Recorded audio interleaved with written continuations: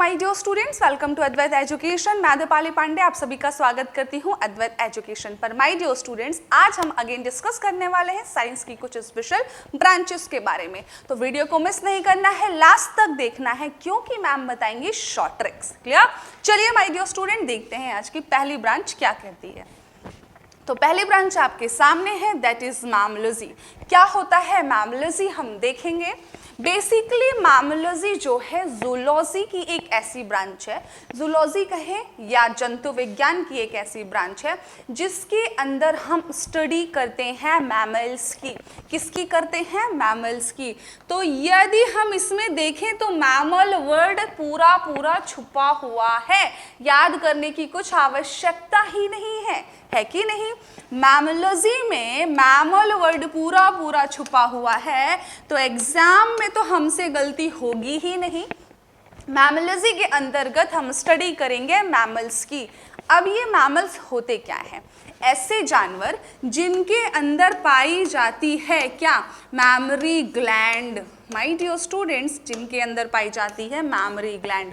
हिंदी में कहते हैं जिनके अंदर पाई जाती है स्तन ग्रंथि। स्तन ग्रंथि क्या होती है?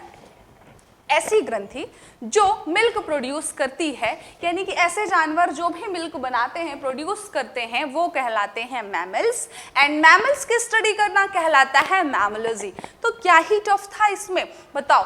इसी के अंदर छुपा हुआ था कि हम किस चीज की स्टडी करेंगे। साइंस की ऐसी ब्रांच जिसके अंदर हम मैमल्स की स्टडी करते हैं, और मैमल्स क्या होते हैं? जिनके अंदर मैमरी ग्लैंड होती है, वो कहलाती है मैमोलॉजी। क्लियर हुआ? चलिए देखते हैं दूसरी ब्रांच। सो नेक्स्ट है माय डियर स्टूडेंट्स मैल्कोलॉजी। क्या है मैल्कोलॉजी? क्या होता है मैल्कोलॉजी? आइए देखते हैं।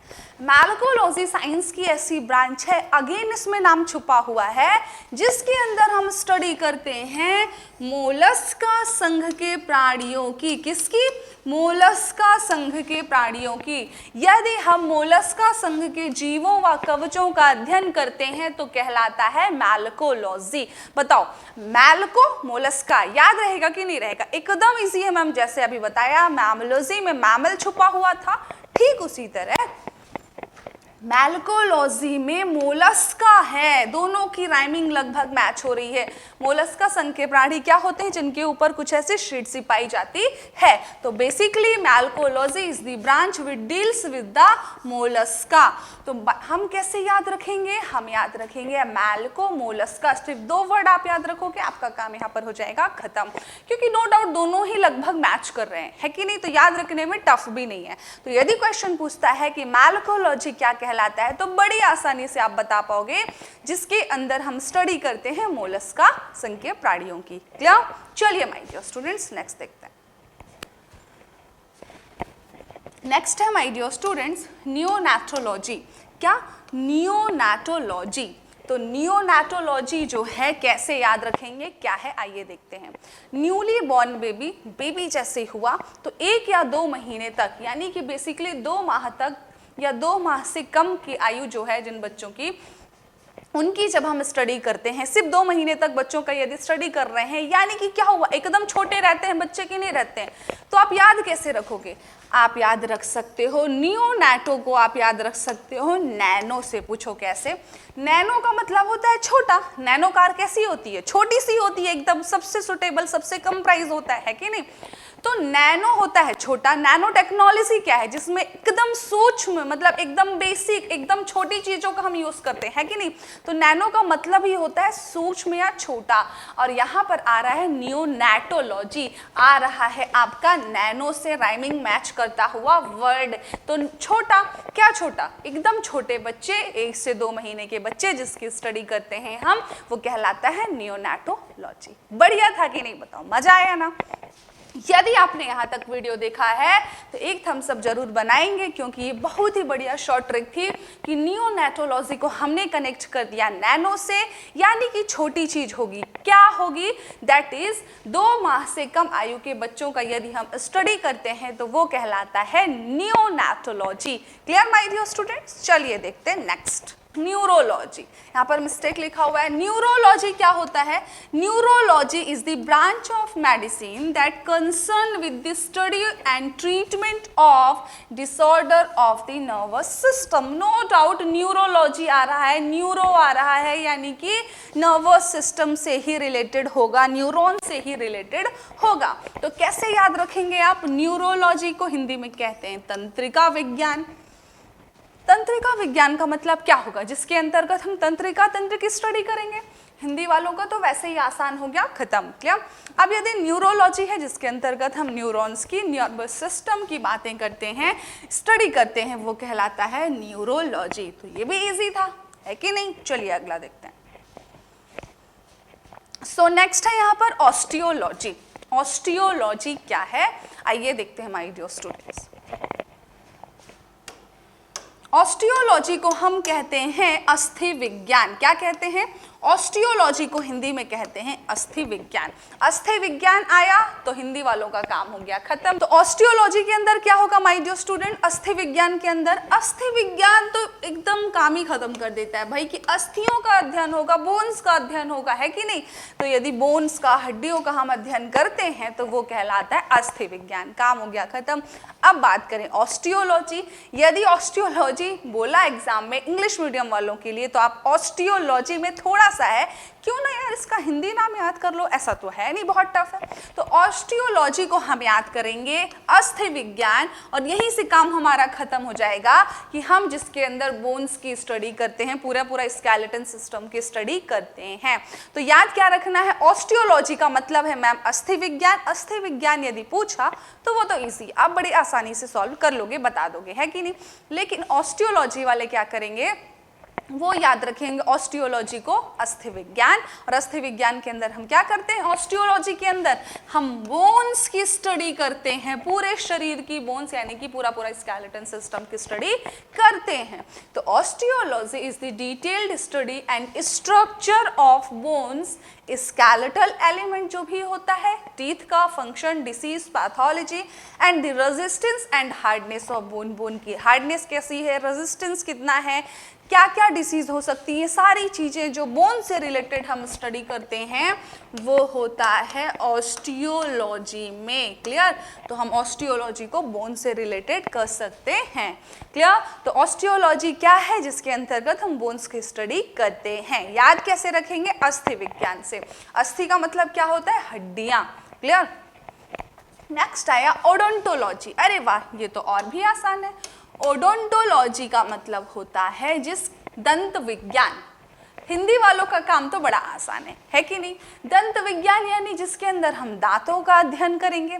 यहाँ पर एकदम सड़े हुए गंदे से दांत रखे गए हैं, मतलब दांत अच्छे हैं, लेकिन आप देखोगे ऊपर इनका जो है कुछ ना कुछ डिसीजेस दिख रही हैं, इसीलिए दिखाई गई हैं कि जिसके अंतर्गत हम पूरी साइंटिफिक स्टडी एंड रिसर्च करते हैं, पूरा वो कहलाता है ओडोंटोलॉजी, यानी कि दांत से रिलेटेड। तो माय डियर स्टूडेंट्स, आप दांत किसको दिखाते हो? डेंटिस्ट को दिखाते हो कि नहीं? तो ओडोंटो डेंटिस्ट से रिलेटेड है कि नहीं भाई? डोंटो को आप डेंटिस्ट कर दो ना, डोंटो एंड डेंटिस्ट, यानी कि डोंटो को हमने रिलेट किया डेंटिस्ट से। जब दांत खराब होता है किसके पास जाते हैं भाई? डेंटिस्ट के पास। ये भी एग्जाम में क्वेश्चन पूछता है कि दांत की बीमारी से रिलेटेड जो डॉक्टर होता है स्पेशल, वो क्या कहलाता है? दैट इज डेंटिस्ट कहलाता है ना? जैसे स्त्री रोग विशेषज्ञ क्या कहलाता है? गायनेकोलॉजिस्ट। हड्डी वाला क्या कहलाता है? ऑर्थोलॉजिस्ट। हर तरीके के अलग अलग हैं। तो ठीक उसी तरह दांत वाला क्या कहलाता है? डेंटिस्ट कहलाता है। तो डोंटो एंड डेंटी यदि आप रिलेट कर लेंगे तो आपका क्वेश्चन गलत नहीं होगा। ओडोंटोलॉजी को आप याद करोगे किससे? डेंटिस्ट से। मैम ओडोंटो में डोंटो को हमने पकड़ा और डेंटिस्ट से रिलेट कर दिया। तो दंत विज्ञान के अंतर हम अध्ययन करते हैं किसका? दांतों से रिलेटेड पूरा। और ओडोंटोलॉजी का मतलब भी वही है जिसके अंतर्गत हम दांतों के रिलेटेड यानी टीथ से हम स्टडी करते हैं, टीथ की बेसिकली। तो याद रखने का तरीका सिर्फ मैंने कहा ओडोंटो में आ रहा है, डोंटो जिसको आप डेंटिस्ट से रिलेट कर सकते हैं। क्या? तो नेक्स्ट ब्रांच है यहाँ पर एंथोलॉजी। अरे वाह, एंथोलॉजी के अंदर क्या स्टडी करते हैं? तो बढ़िया, आपको यहाँ पर फ्लावर्स तो दिख ही रहे हैं, है कि नहीं? तो फ्लावर्स की स्टडी तो हम करते ही हैं, साथ ही साथ माय डियर स्टूडेंट यहाँ पर एक बात समझना आपको जरूरी है, क्योंकि हम फ्लोरिकल्चर भी पढ़ चुके हैं तो आप हो सकते हो कंफ्यूज, है कि नहीं, कि मैम फ्लोरिकल्चर में हमने पढ़ा था कि नहीं वहाँ पर फ्लावर्स की स्टडी करते हैं, एंड एंथोलॉजी में हम क्या स्टडी करते हैं। तो बेसिक डिफरेंस समझिएगा माय डियर स्टूडेंट्स कि फ्लोरिकल्चर में फ्लावर्स की हम फार्मिंग से रिलेटेड स्टडी करते हैं, जबकि जो एंथोलॉजी है यहाँ पर आपको दिख रहा है जो फ्लावर, पूरा जो फ्लावर का ब्रीडिंग सिस्टम है, रिप्रोडक्टिव सिस्टम है, ये सारी यदि हम स्टडी करने, हमें पर्टिकुलर फ्लावर का ही एनालिसिस करना है, तो वो जो साइंस की ब्रांच है वो कहलाती है एंथोलॉजी। तो माय डियर स्टूडेंट, आप कैसे याद रखोगे? आप याद रखोगे कि मैम एंथोलॉजी में हम फ्लावर्स की स्टडी तो करते हैं। अब यहाँ पर शॉर्ट ट्रिक क्या है वो भी समझ लीजिए। देखिए, नॉर्मली जो स्टेमन पार्ट होता है फ्लावर का होता है ना, उसमें कुछ ऐसा पार्ट होता है, ध्यान दीजिएगा कैसा होता है। ये पार्ट कहलाता है फिलामेंट, कहलाता है कि नहीं कहलाता है? फिलामेंट। एंड ये ऊपर का जो पार्ट है ये कहलाता है एंथर। तो मैम ने ढूंढ निकाला शॉर्ट ट्रिक। भाई यदि हमें पता है कि एंथर होता है तो हम एंथोलॉजी से ले जा करके रिलेट कर देंगे फटाक से, है कि नहीं? Anther and एंथो।